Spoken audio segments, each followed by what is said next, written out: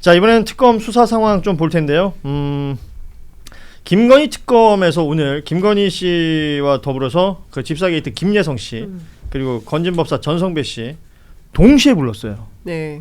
일단 이게 동시에 부른 이유가 뭘까? 이게 궁금합니다. 이게 어디에서는 뭐 대질은 좀 어려울 거다라고 하는데 예. 실제로 대질을 불러놓고 두 명을 같이 하는 경우도 대질이지만 사실은 메신저를 통해서도 실질적인 대질을 하기도 합니다. 메신저요? 예, 예를 들어서 검사들이 이제 할 때 그 황금 파일로든 뭐 그 조서를 작성할 때 그거 동시에 여러 명이 볼 수 있습니다. 그래서 네, 그래서 실제로 쪽지가 많이 와요. 그러니까 메신저 채팅방이나 해서 예를 들어 옆방 검사가 야 이것도 물어봐줘, 이것도 물어봐 이렇게 많이 하다 보니까 그거를 바로 실시간으로 공유 중이에요. 김혜성 씨가 방금 이렇게 얘기하던데 어떻게 생각하십니까? 이런 식으로도 많이 해서 아마 그래서 좀 저는 그래서 동시에 부르지 않았을까. 물론 법리적으로야 김혜성 씨가 구속된 사유가 지금 다른 회사에 대한 횡령이기 때문에 그렇진 않겠지만 그 관련 질문을 함에 있어서 아마 동시에 좀 흔드는 전략을 사용하지 않을까. 방금 뭐 김혜성 씨가 이렇게 얘기했다고 하는데 어떻게 생각하십니까? 이렇게 했을 때 예, 대응을 봐야겠죠. 지금 뭐 건진법사도 그렇고 김예성 씨도 그렇고, 그러니까 건진법사한테는 뭐 통일교, 김예성 씨한테는 그 IMS 모빌리티에 투자했던 여러 기업들, 다들 김건희라는 인물에게 가기 위해 뭐 청탁을 하기 위한 그 중간다리, 연결고리로 썼던 것 아니냐라는 그렇죠. 의혹인 거잖아요. 그래서 지금까지는 이들이 부인하고 있습니다. 그래서 김예성 씨는 횡령이라는 혐의로 지금 기소가 되는 것이고, 건진법사도 지금 다른 형태의 뭐 조사를 여러 차례 받고 있는 것인데, 기존에 김건희 씨가 구속되기 전엔 이 사람들이 버텼어요. 뭐 한국에 들어오지 않는다든지 막 계속 그랬었는데, 김건희 씨가 구속이 된 이후에 이들의 태도가 달라질 수 있을까? 저는 달라질 거라고 생각을 하는 게 그 특검도 애초에 김건희 씨가 들어오기 전까지는 그 입장 변화에 대해 강력하게 요구하지 않았을 거예요. 그래야 뻔뻔하게 나오고 그래야 구속영장이 더 잘 발부되니까. 근데 이제 구속영장이 발부가 되었고 이제 객관적 증거를 하나씩 들이밀기 시작할 겁니다. 그리고 김예성 씨 같은 경우는 구속이 됐다 보니까 오늘 나올 때 찬물 샤워하고 나오셨겠죠. 그러면서 이제 현실을 깨닫게 됩니다. 정신 번쩍. 네, 정신 번쩍. 왜냐하면 그 구속 첫날에 현타가 심하게 온다고 하더라고요. 그리고 이제 과거까지는 우리 논리로 지금까지 다 파회를 해서 항상 이겨왔는데 그 실질심이나 여기 실질심에 들어간 판사님이 되게 잘 들어주세요 생각보다. 그 마지막 절차 보장이기 때문에. 그래서 자기의 논리를 완성되게 말했을 때까지만 하더라도 됐나보다라고 생각을 했는데 영장이 발부되는 순간부터 그 신화가 깨지기 시작합니다. 우리 누나가 날 다 지켜줄 거야. 아니면 우리 보스가 다 지켜줄 거라는 신화가 깨지기 시작해서 보통 이 첫날 이제 첫 출석을 하면 그때 이제 검사들이 객관적 증거를 들이미는 경우가 많습니다. 근데 누나라는 호칭이 굉장히 자연스럽네요. 많은 누나들한테 집에 막내고 누나가 있기 때문에 좋습니다. 저는 그 누나란 말이 어려워요. 집에 저도 그래요. 저도 이제 저희 집에 오빠가 없어서 그렇죠. 오빠라는 말을 잘 못해요. 저도 그러니까 형 혹은 전 여자 선배들한테 선배 외에 누나란 말이 잘 안 나와. 저는 오빠란 그 누나만 있어서 누나라고 얘기를 인선 누나. 그럼 되네. 바로 되죠. 되네. 누나겐 이모 아니에요? 아니 근데 저는 오늘 보니까 속보 지금 방금 쏟아지는 내용을 종합해 보니 김건희 씨가 모르겠어요, 기억이 안 나요, 뭐 이렇게 또 진술 거부를 하고 있다는 건데요.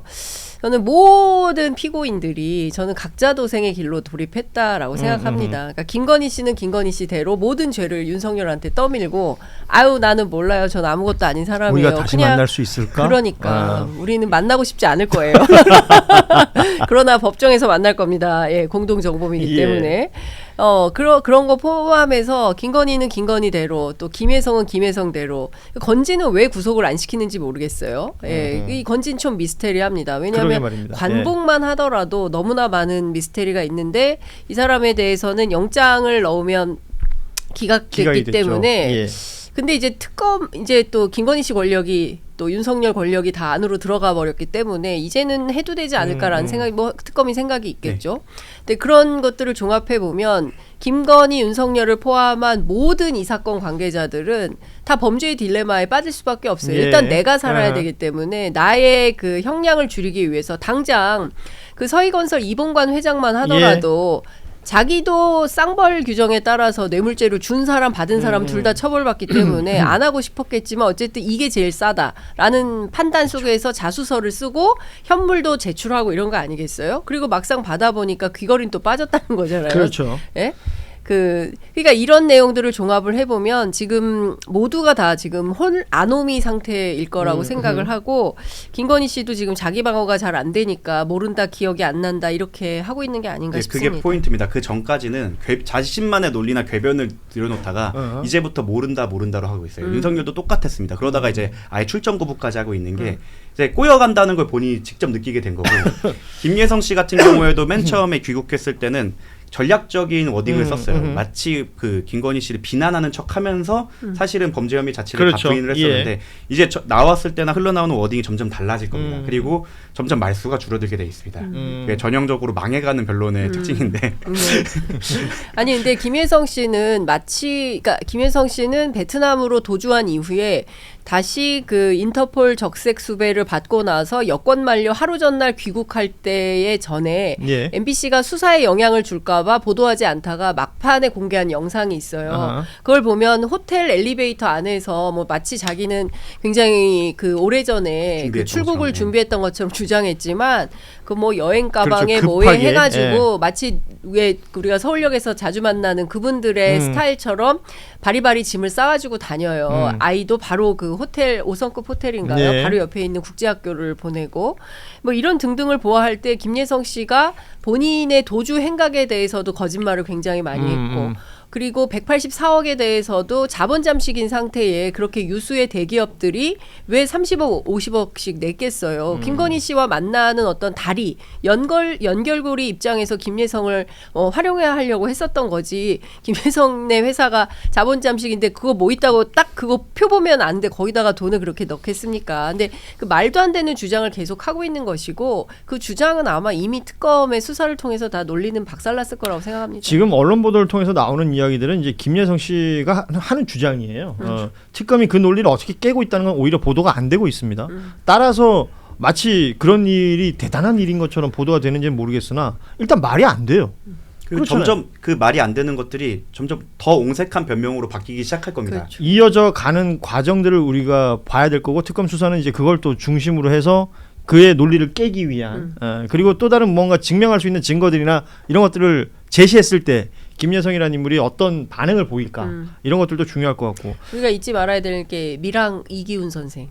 지금 이 미랑 사람 이기훈 선생에 관련해서요. 예. 지금 저희 댓글에 제보가 온 건 예. 매불쇼에서 이기훈 씨 관련해서 찾았대요 매불쇼에서. 아니 이기훈 씨가 매불쇼에 연락을 주면 1,000만 원 드리겠다 뭐 이런 매불쇼다운 예, 베팅을 했네요. 예. 규모가 큰데요. 저희는 그렇게 못 드립니다.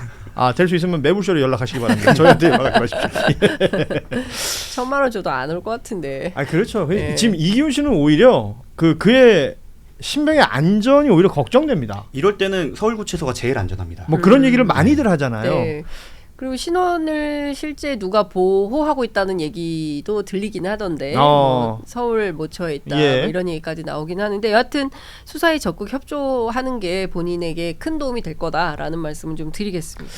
자 그리고 앞서 말씀하셨던 서희건설의 이봉관 회장의 그 자수서 이 자수서를 낸 것을 그러니까 뭐 여러 정황과 여러 설명을 하고 기사들이 굉장히 길게 쓰지만 결국 이봉관 회장은 이게 싸게 맥힌다 라고 생각을 했던 거 아닙니까? 이게 외부 자본을 굉장히 빡세게 받은 걸로 알고 있습니다. 그러겠죠. 네, 이게 원래 서희건설이 사내 변호사 채용 공고가 거의 그 변호사 취업센터에 상주했을 정도로 사내 변호사 잘 안 구해졌어요. 그리고 왜 안 갔어요? 이유를 사람들이? 저희가 그래서 하려고 실제로 면접을 보려고 했던 사람들한테 많이 물어봤는데 이제 그 따님들이 이제 사위분들이 다 법조인이시고 네. 심지어 따님 한 분은 검사시로 알고 그러니까 있는데 사위는 검사 출신. 검사, 판사? 판사고 예. 셋째 딸이 검사를 한 6년 했다 그러죠. 예, 그런 집안의 특징이 변호사를 이제 정말 불입니다. 심하게. 예, 그렇다 보니까 거기 그 드라마에 나오는 분위기가 예, 있거든요. 그래서 사내 예. 변호사로 가는 거를 굉장히 꺼려했고 실제로 면접을 보고 도망간 친구들이 많아서 예. 안 구해지고 근데 오히려 그래서 살아남은 게 외부 자문을 이번에 빡세게 받다 보니까 무조건 자백해야 된다. 이런 식의 검토 결과를 받아서 간 걸로 알고 있습니다. 자, 이 자수서 내용 중에 김건희 씨하고 소위 말하는 그 삼청동 안가에서 2번 만났다. 이 내용이 있어요. 그러니까 자수서 내용을 좀 소개해드리면 지난해 말 비상계엄 선포 전까지 김건희 씨가 삼청동 안가로 2차례 가량 불렀다. 그러니까 이봉관 회장 스스로를.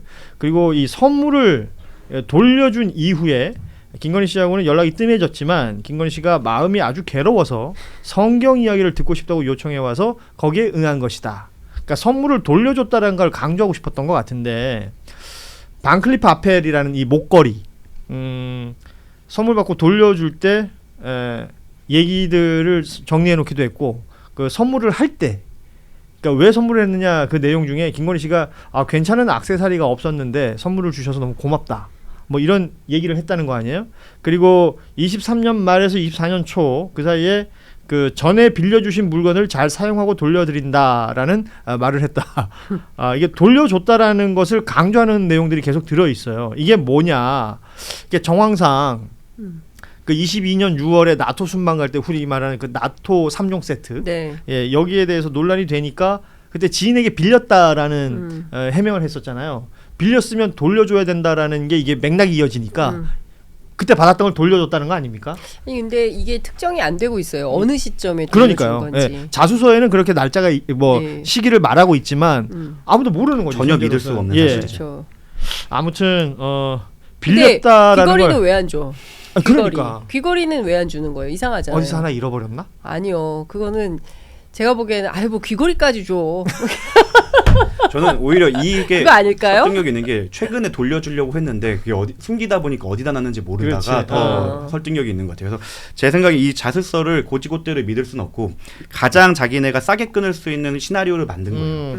그러니까 반대로 생각한다고 하면은 이 그 목걸이를 돌려받은 시점이 김건희 씨가 구속영장 받기 직전일 수도 있는 거고, 그렇죠. 예, 극단적으로 그렇죠. 생각했을 때는 이걸 하나도 믿을 수 없는 상황이고 사실 이 이후에도 그 회장과 김건희 씨가 소통했던 연락이 있었다라는 가능하죠. 것, 실제로 문자가 나왔다라는 보도를 생각을 해보면 자습서를 고지고대로 믿기보다는 검찰이 사실 서희건설 쪽에 오히려 더 의심하고 압수수색이나 이런 걸 가서 좀 확보를 하는 게 중요하다. 근데 지난번에 이미 건물을 압수수색했을 때는 그 전에 벌써 비운 걸 생각을 하면 더욱 더 의심되는 정황이. 그러니까 확인을 서희건설 쪽에서 해야 될 것 같다는 생각이 드는 게 저는 계속해서 의심스러운 게 그거예요.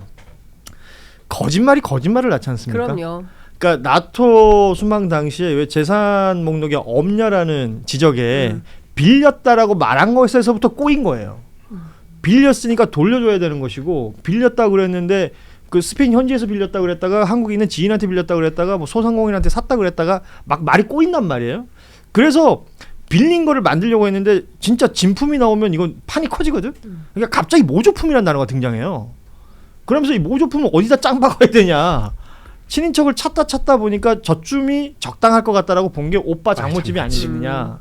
그러면 그 거짓말을 해놓고 그 거짓말에 맞춰서 뭔가를 세팅했다는 느낌이잖아요. 그러니까 김건희 씨는 연극을 하고 있는 거예요. 본인이 연출자가 네. 돼가지고 그래서 이게 어떻게 하는 게 가장 개연성이 있는 드라마가 될까? 그 오빠네다가 갖다 놔 사돈댁에.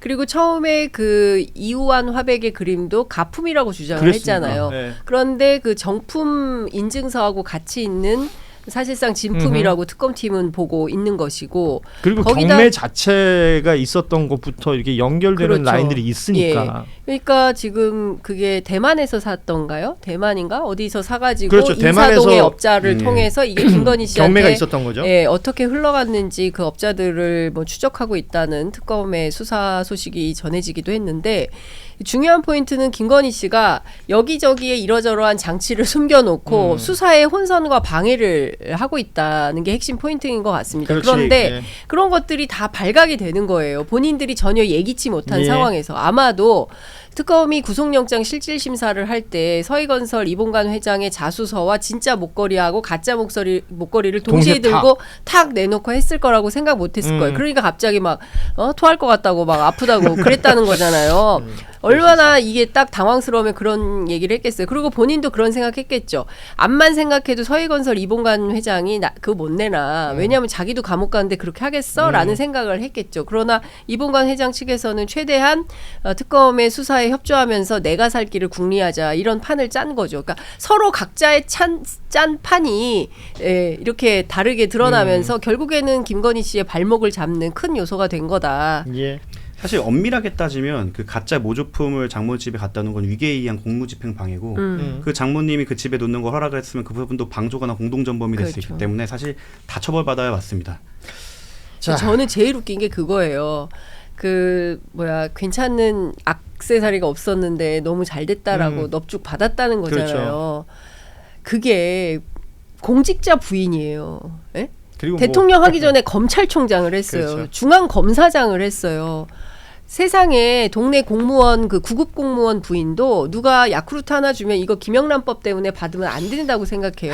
학교 선생님들이 아이들이 그 선생님 생일에 뭐 케이크 놓고 했을 때 한 조각 이거 먹어도 되냐 안 먹어도 되냐 김영란법 해설서에 나와요. 그렇습니다. 대한민국 국민들은 전부 그렇게 살고 있는데 이 사람은 6천만 원짜리면 6천만 원짜리 얼마짜리면 다 그냥 덮어놓고 받은 거 아닙니까? 근데 이게 그냥 받는 게 그냥 프로토콜인 것처럼 돼 있는 사람이에요. 이런 사람이 대통령 부인이라고 세상에 앉아가지고 있었으니 이게 나라냐 소리가 저절로 나오는 거죠. 그래서 저는 그 의심이 드는 거예요. 이 사람이 대통령 부인이고 검찰총장 부인이어서 이런 걸 받는다고 생각한 것 같지가 않아요. 내가 잘나서 받는 거다. 오늘 만난 모 변호사님께서 오빠들한테 뭐 받는 게 좀 버릇이 된 것 같다라는 말을 할 정도로 네, 여러 의견들이 나올 수 있죠. 예. 지금 오늘 2부에 민주당 이성윤 의원 모시기로 했는데 이성윤 의원 도착하셨으면 들어오시라고 해주셔도 될 것 같습니다. 예. 그 전에 요 얘기 좀 짧게 하겠습니다. 오늘이 고 김대중 전 대통령 서거 16주기 되는 날입니다. 8월 18일. 오전에 국립현충원에서 추모식이 거행이 됐죠. 각계각층의 인사들이 참여를 했는데 여기 이제 국민의힘 송원석 원내대표도 참석을 했습니다. 그런데 여기서 그런 얘기를 했더라고요. 유사 이래 처음으로 야당 당사에 침입해서 500만 당원 명부를 탈취하려는 현실 앞에서 김대중 대통령님의 포용과 관용의 정치가 다시금 주목받고 있습니다. 이런 표현을 했습니다.